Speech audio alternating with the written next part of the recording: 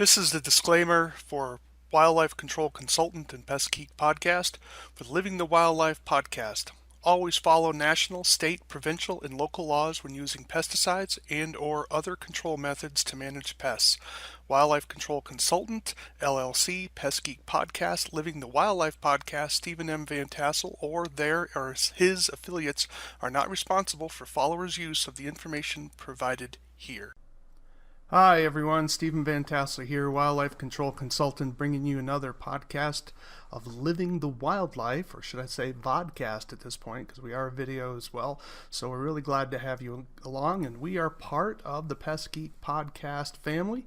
So we're going to talk today about some issues with wildlife control, but first let me just sort of wish everyone to take a little time and fill in and subscribe to the podcast or the vodcast, whichever you prefer, and take a few moments and drop me a line about some topics that you would like to have covered in the future. I deal with vertebrate pest control, and so I'm not really a bug guy, although I'm learning about bugs. I'm primarily a vertebrate guy, so those are the topics that I talk about here on the Living the Wildlife vodcast.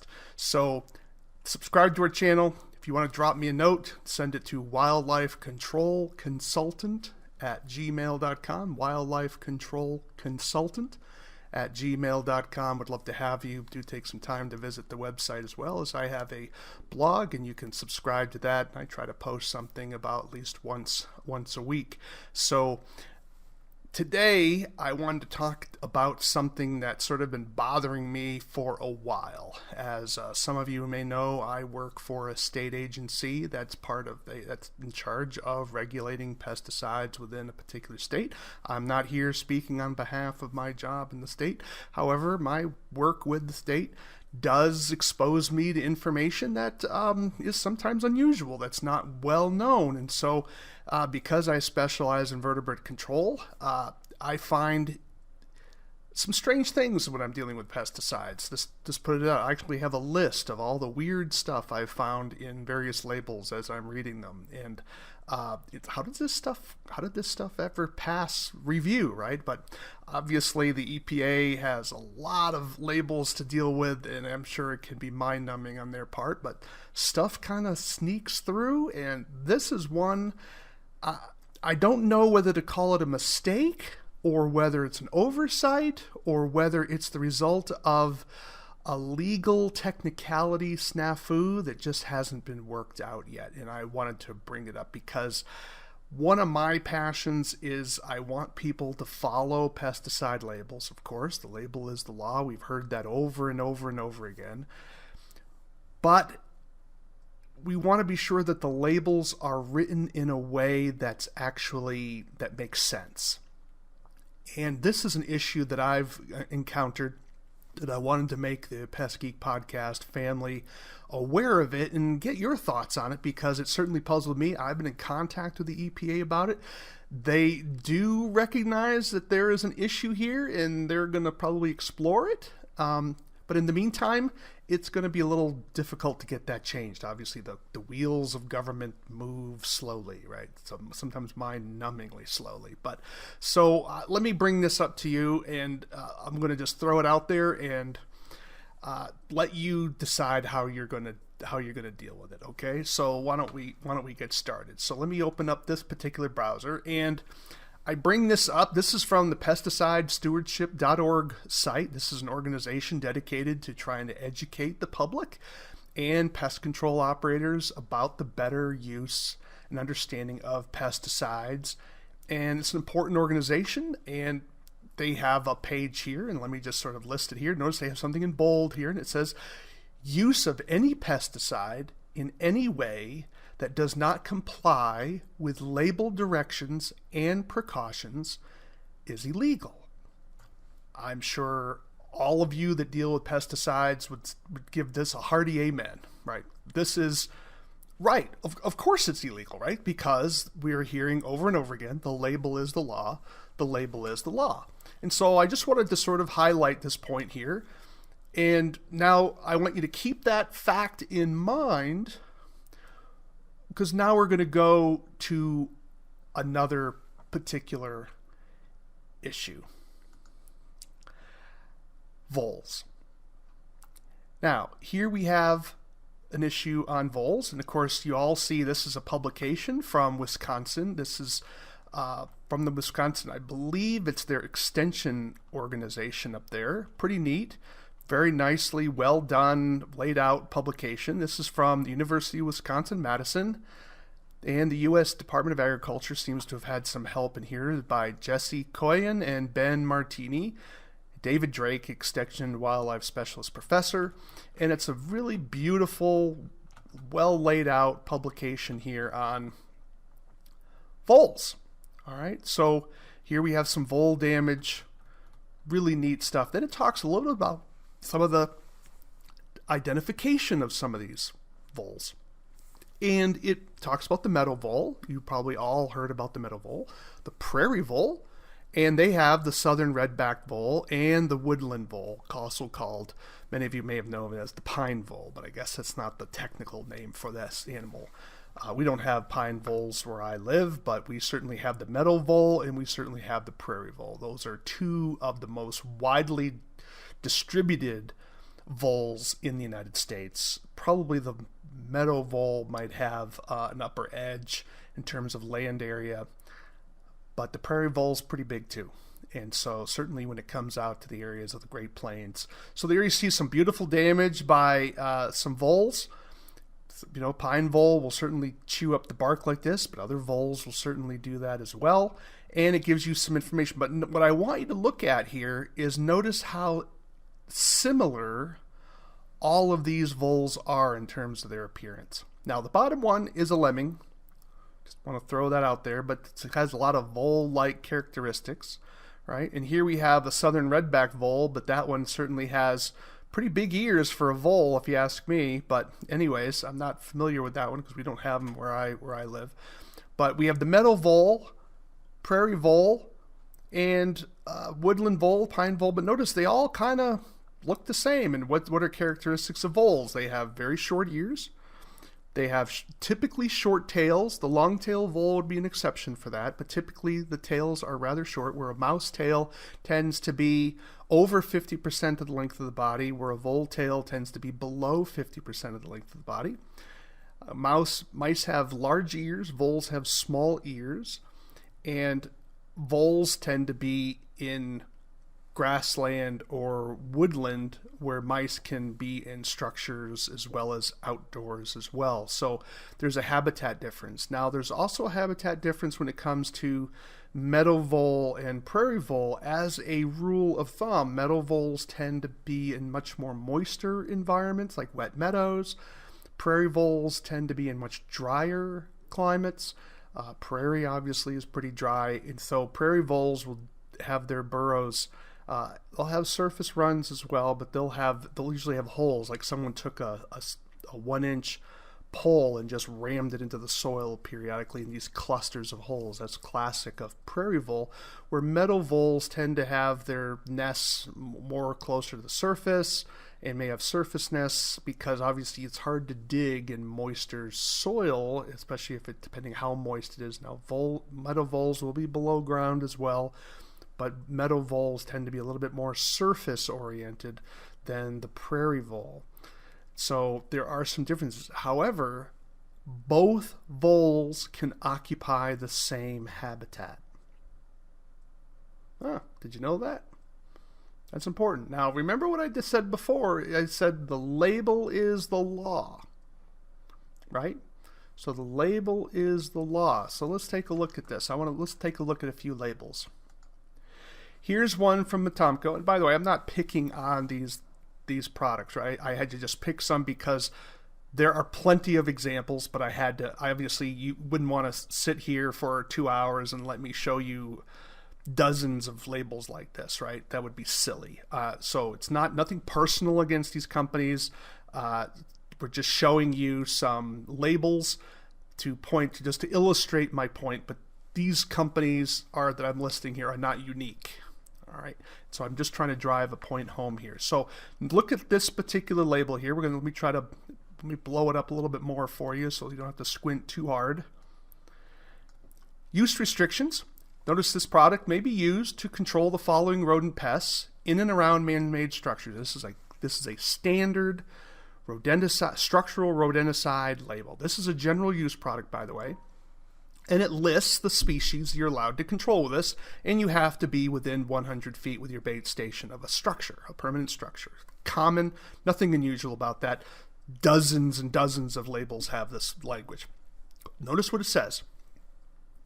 House mouse, Norway rat, roof rat, cotton rat, eastern harvest mouse, golden mouse, Polynesian rat, meadow vole, white-throated wood rat, southern plains wood rat, Mexican wood rat. That's it. Meadow vole.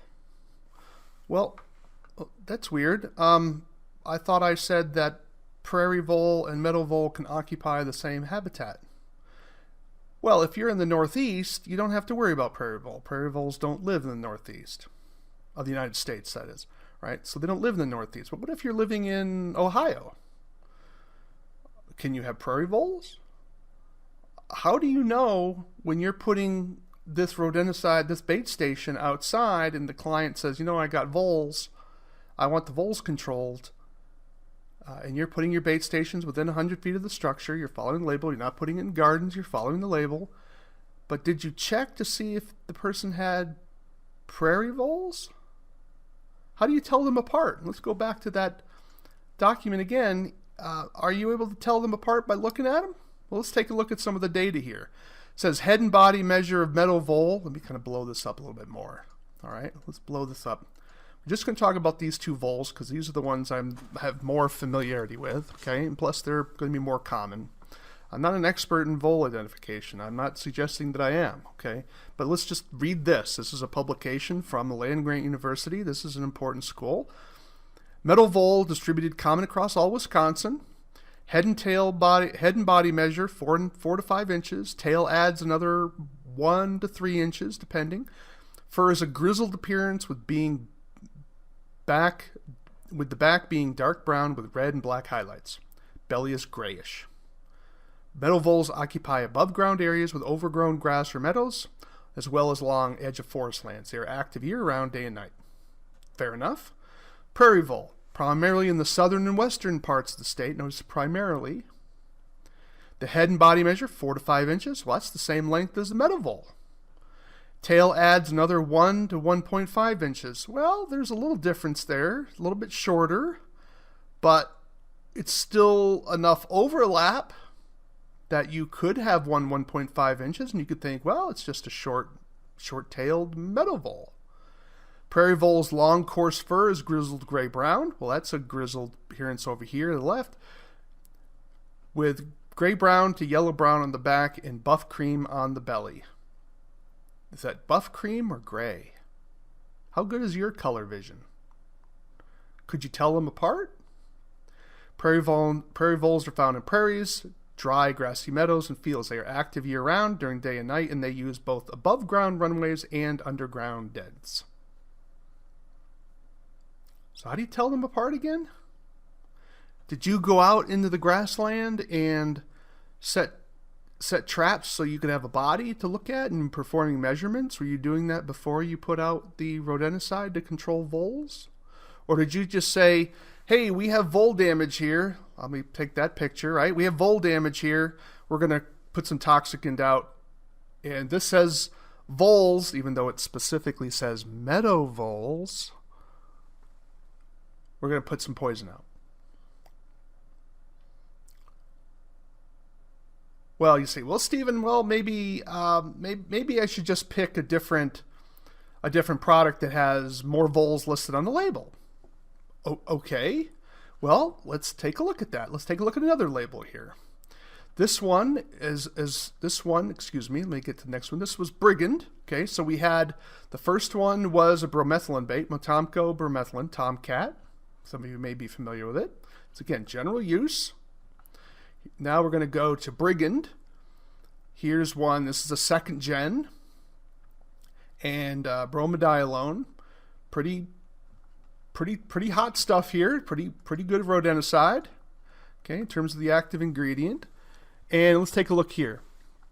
Mice and meadow voles. Use restrictions. All right, here we go. Let me blow this up a little bit more. Kind of the same thing, different document, right? Norway rats, roof rats, house mice, cotton rat, eastern harvest mouse, golden mouse, meadow vole. Mexican wood rat, Polynesian rat, southern plains rat, white-throated wood rat, and again, within 100 feet of man-made structures. Did you hear anything else about a prairie vole? Prairie vole's not listed. So if you're using this particular product, are you checking to see if you're dealing with meadow voles only, or whether there are prairie voles there? Remember, the label is the law, right? Now, look, I'm not judging people here. I'm saying that I'm trying to bring up that I think this is a problem with the way the label is written. I'm not blaming the manufacturers on this, although I hope that by bringing this up to the public, to our industry, perhaps we can get a little bit of pressure. Because my communication with the EPA, they're concerned, obviously, that we need, with rodenticides, because they're dangerous, and they can kill a lot of different animals, and we need to be careful with these, right? These are dangerous products, and we as professionals need to use them wisely and appropriately, right? So this is serious stuff. We get a little cavalier sometimes. This is serious. So the EPA, obviously, and rightly, I would argue, is concerned about poisoning of non-target animals. And so that's why on our labels, on our rodenticide labels, they're very specific about what species we can cover. They no longer just simply give us a genus, right? You can control this with this product, all voles, Microtus, and just say Microtus SPP dot Microtus. That's, you'd have probably a dozen or more voles that you could control with it. Well, obviously they're concerned about that. And I think rightly so.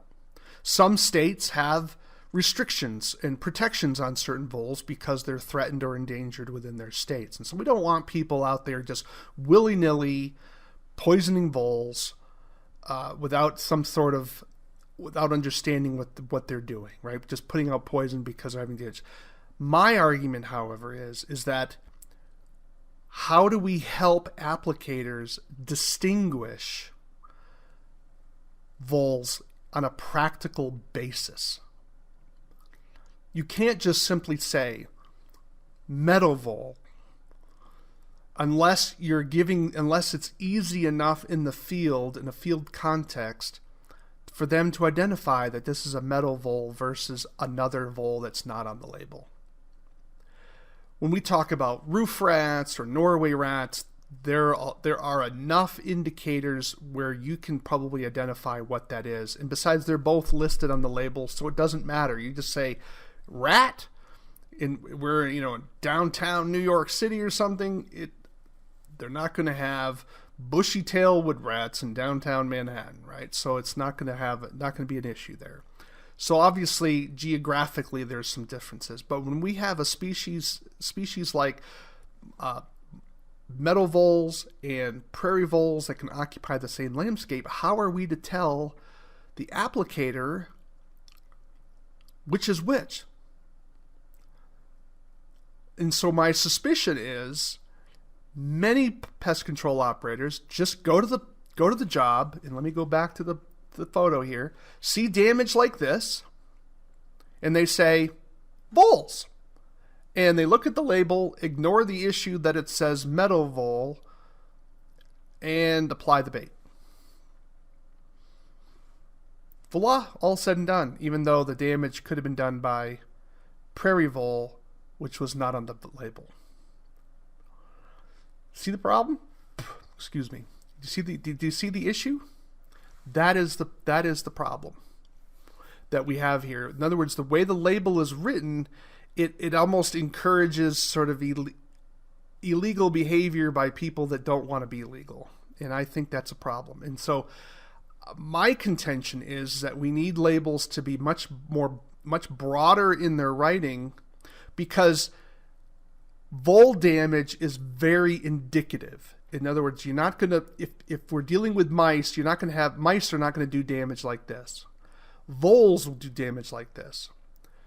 So if we can just say voles on the label, like Microtis, and then for those states that have restrictions on voles, because maybe there's an endangered or threatened species there, then make the appropriate changes or additions on the label for those states, rather than making all of these other pesticide applicators across the country using the product illegal. And this is not just to mention just pesticide applicators. Think of all the general use people that don't have any training whatsoever that are using it illegally. It just seems silly to me. Well, let me continue a little bit more. Well, Stephen, is there any hope here? Well, let's kind of take a look here. Let's take a look at another one. Let's take a look at ZP Ag pellets. All right. So let me kind of blow this up a little bit more. It's pretty small. Oh, and I can't. Oh, gosh. All right. Well, this is a problem. I have a few highlighted areas here. Now, notice with this one. Now, ZP, zinc phosphide, is often used, has a lot of agricultural uses, so it often has very broad labels in terms of number of animals you can control. And that, in this regard, it's often different than your anticoagulants. But let's take a look at this one. I'm just looking here at non-residential lawns, ornamentals, golf courses, and parks. And it says use restrictions for the control of meadow voles, prairie voles, pine voles, California voles, except the endangered subspecies, and then it gives some restrictions. Now notice in this one, notice how much easier it is to follow the label on this, because it includes prairie voles and meadow voles at the same time. So, and even pine voles, right? So you have a much broader application use with this. I would still love to have this included into montane voles and some other voles. But it's much better. This is progress for this one. But what about those anticoagulant ones? So this is an improvement. Again, this one's a restricted use pesticide. So interesting how the general use pesticide just often has a meadow vole, but anyone can use it, and many are probably using it to poison prairie voles unnecessarily, illegally, I guess, for lack of a better word. I don't know what else to call it. All right, let's take a look at one more. Let's take a look at an anticoagulant here. This is Rosol Vole Bait, and notice how this one is written for the control of voles, and it gives us Microtis SPP dot. That means any vole in the Microtis genus, you can whack it with this bait, provided you have the right site. Pretty good. This is awesome. This is what I'm asking for all of the other rodenticides that have voles on them. Because they say, well, we don't want people using these products out in the middle of the woods. Yes, but those products already have restrictions on how far away from a structure you can use them. The Rosol Vole Bait is a more agricultural area. It's not to be used in people's lawns. So it's a different product altogether, right? So, non-crop areas, we can discuss that a little bit more, but it's primarily for a more agricultural, large landscape area, not for urban areas per se. Okay, but I'll let you discuss that with the manufacturer and enforcement within your particular state. But notice that is the kind of label I'm wanting us to have, because now if you see vole damage, and it's pretty clear when you're getting into vole damage, okay, I can use this product, rather than, is this a meadow vole, a prairie vole, and are you going to set a trap and then get it identified? How is that practical? So some of you may be wondering, well, Stephen, how do we distinguish them? Well, I am going to take the time to identify these animals, and I'm going to make sure I'm using the label properly. God bless you. That's awesome. And here we go. So here's a publication published in 1957. It's called The Identification, Ecology, and Reproduction of Microtis in Ohio. Written by G.E. DeCourcy Jr., and it was published in the Journal of Mammalogy, Volume 38, Issue 1, on February 25th, 1957, pages 44 through 52. So let me repeat that. So this is G.E. DeCoursey, D-E, capital C, O-U-R-S-E-Y, comma, Jr., published in 1957 in the Journal of Mammalogy, volume 38, issue 1. Article is Identification, Ecology, and Reproduction of Microtus in Ohio. Now, you're not going to be able to get this online. This is behind a firewall. But you will be able to find some other publications on the identification of voles. But this is one I just pulled up. So let's take a look at this one a little bit more carefully. What he did here, let me find the right spot. So an attempt was made, he says, to collect Microtus. Again, that's the genus of a lot of your voles. Microtus from this area, an area in Ohio, and compare ecology and reproduction in two species. The measurements, he's also looking to identify the differences between them. So he said the feature that distinguishes Microtus ochraster, that's the prairie vole, and other subspecies of Microtus is the absence of a buffy color on the belly. And so his hypothesis is that Microtus pennsylvanicus, that's the meadow vole, has 6 plantar tubercles, and Microtus ochrogaster only has 5, has been discussed and discarded. So I think he's referring there to the pads on the feet. And so the theory was we can tell the two species apart by looking at the pads on the feet, if I'm reading this correctly. So he's asking the question, how do we distinguish these two species conclusively? And so what he says is, he looks at fur. Let me kind of scroll down a little bit farther. He does all this sort of data, collects over 300 of these things. So he collects 377 prairie voles and 303 meadow voles. And what he says is this: dentition was the only consistently satisfactory feature found for distinguishing meadow vole from prairie vole. Identification of most specimens was possible by the means of the fur and measurements, but this method was not infallible. In other words, you could take measurements, there's certain measurements on the animal itself, and look at its fur, and that would give you a high probability that you would be correct, but you would still be wrong a certain amount of time. Why? Because there's an overlap on the measurements between meadow vole and prairie vole.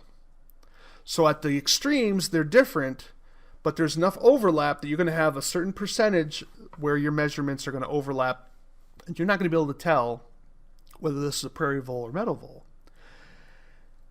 But looking at their teeth gives you a 100% accuracy in terms of separating a prairie vole from a meadow vole. Well, let's take a look at that. So when was the last time you checked the teeth of your voles to make sure you weren't poisoning the wrong species? Just a question I was asking there. So let's take a look here. We're looking here at the molars of these animals. And what it says here, it's a little small. Let me see if I can blow it up a little bit more.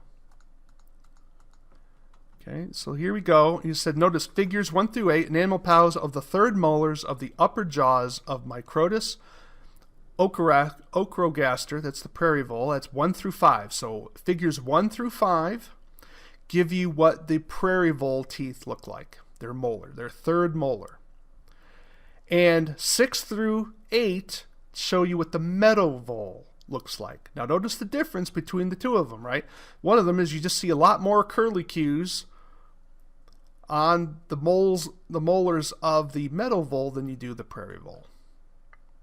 So when was the last time you looked at the teeth of a meadow vole or a prairie vole to see what it was?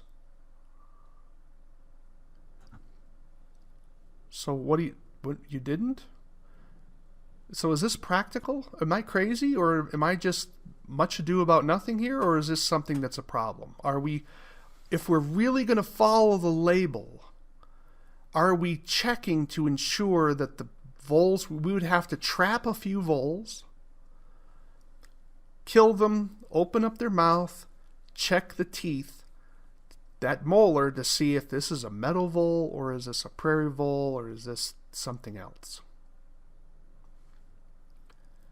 I just think that that's not practical for the pest control industry. Maybe I'm wrong. I'm going to just put that out there to you to think about it. But I think this is a problem, and I think that it's a correctable problem in my opinion. And I'm not trying to make a mountain out of a molehill here, but I think it does require the EPA to allow pesticide manufacturers to update their labels so that this particular problem can go away. Because I just don't think it's practical to say you have to check the teeth of these animals to make sure. I just think it's not practical. So that's basically where I'm going here. So if you want to look at the teeth, notice how many curves you have. You have 6, where on the prairie vole you only have 4. 6 and 4. 6 and 4. Is that reasonable? I'm going to leave that to you.